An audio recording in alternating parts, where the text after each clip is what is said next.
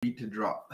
I'm just Rubies, conversational podcast on life and recovery, And and so much more. Here we are. Do you know what I want to do in the very near future?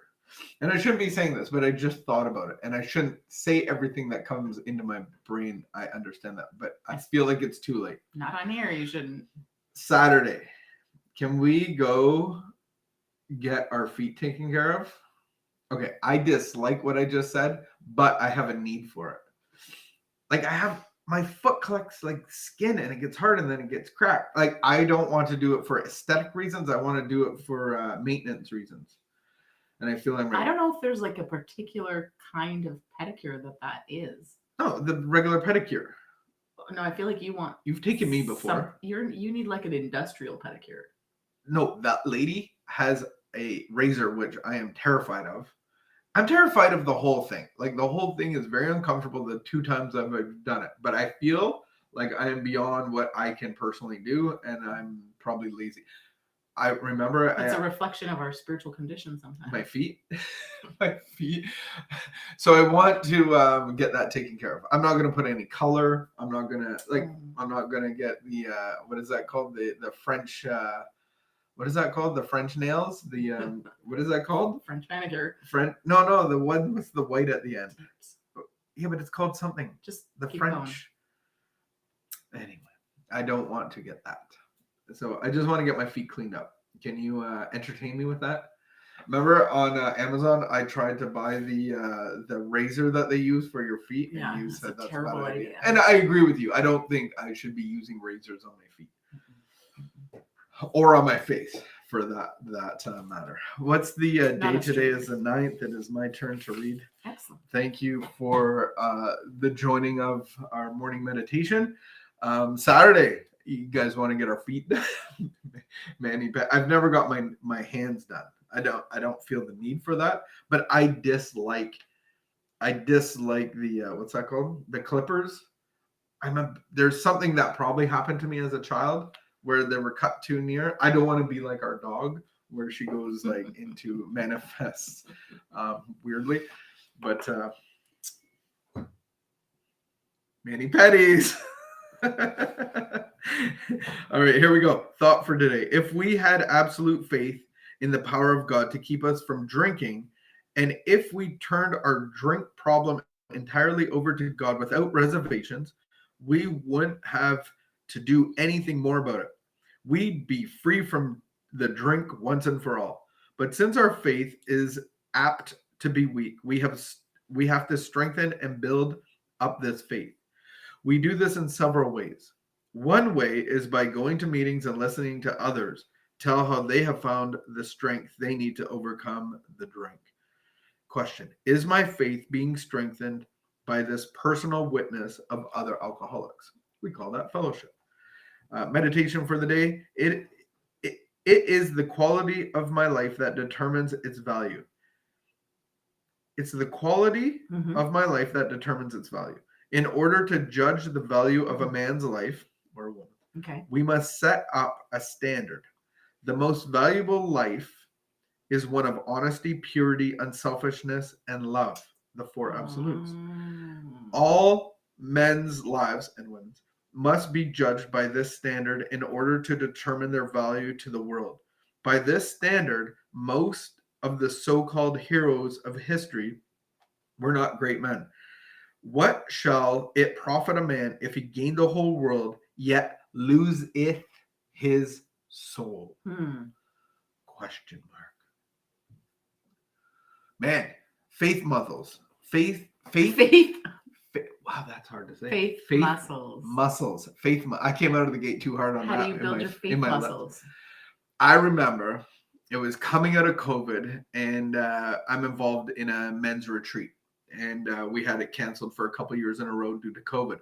And I remember getting a stern talking to. The leader was talking to us as men. Yes. And there was probably 20, 30 of us on the call. Like, we're all part of the leadership team. And he was like, guys, we're weak. Our meeting muscles are weak. No one wants to go to meetings. No one wants it like in person. And he's like, I was like, yeah, I'm weak. I don't want to go to a meeting. I get bored so easily. I got fidget spinners I got to play with. And it's Put on like, pants. I got to put on pants. And it's like, there's a lot of effort to go out the door.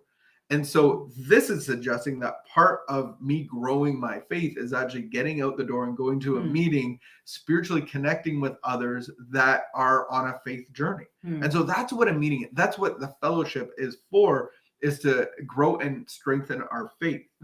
And I think that we, and in this reading it says, I have the adeptness to have my faith rattled. I get doubts. I get insecurities. I become full of self-pity, and all of a sudden I'm off the beam. I'm going sideways. I'm making a little. I'm departing where I should be going.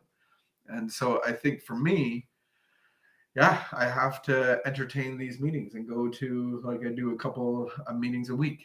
I don't think meetings is a place to vomit on everybody. I think there can be a different style of meeting where I want the solution and faith based, and not just let's just vomit and feel better. I think You don't think that there's a place for like sharing our struggles with recovery in a meeting?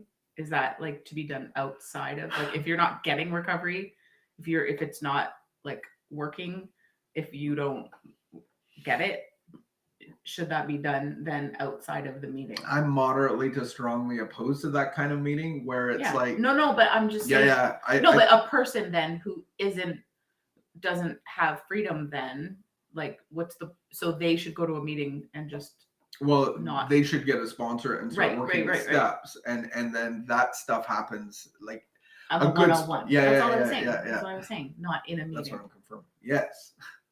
I prefer that. I think so many people have meeting-based sobriety, like the meeting becomes their higher power. So they need to dump everything. They need to, and they feel better. We all feel better. Like, go to a spiritual meeting and you're going to have a feeling of like, I feel like I connected, and that kind of thing.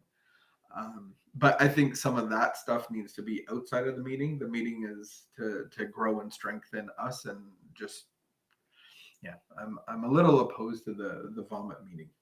Where everybody feels better. So how do you strengthen your muscles, your faith muscle? How do I strengthen it? Is fellowship, meetings, prayer, meditation. What are some other things? I think you listed all the things. Listed them all. I was reminded of Jesus. I think he kind of said it often enough, like, your faith is weak. And so if those guys are with Jesus in the boat and in the storm and seeing the miraculous signs and wonders, and their faith is fading and gets weak and has the same adeptness as us, then I would believe that's true in my life. So how do I continue to strengthen and grow and get into the, like, meeting muscle, faith muscle? Wow, that's a hard one to say. Say it. Faith muscle. Faith. It is a hard one. It's a muscle. tongue twister. Any other things that you could grow your muscle, strengthen your muscle, your faith muscle? I think gratitude is a good one. Like, just reflecting on prayer meditation of what you've prayed for, and then just being grateful of, like, answered prayer, seeing, God work in other people's lives, and going like, man, I prayed for that person. I think those are good. Like, there's always something to be grateful for. Always. Unless you're dead. Oh, ouch. Oh, on that note. Well, if you're breathing. when you're breathing, you have something to be grateful for. So true. All right, prayer for today. I pray that I may be honest, pure, unselfish, and loving. I pray that I may make the quality of my life good by these standards. Amen. The 4 absolutes. We do that in LifeLab. There's a little lesson on that. So may you take these things to God honest. Am I thinking honestly, pure? Am my thoughts pure? Are my actions unselfish? And am I being loving to all? Amen. Keep the peace. Be of good behavior. And we'll see you tomorrow.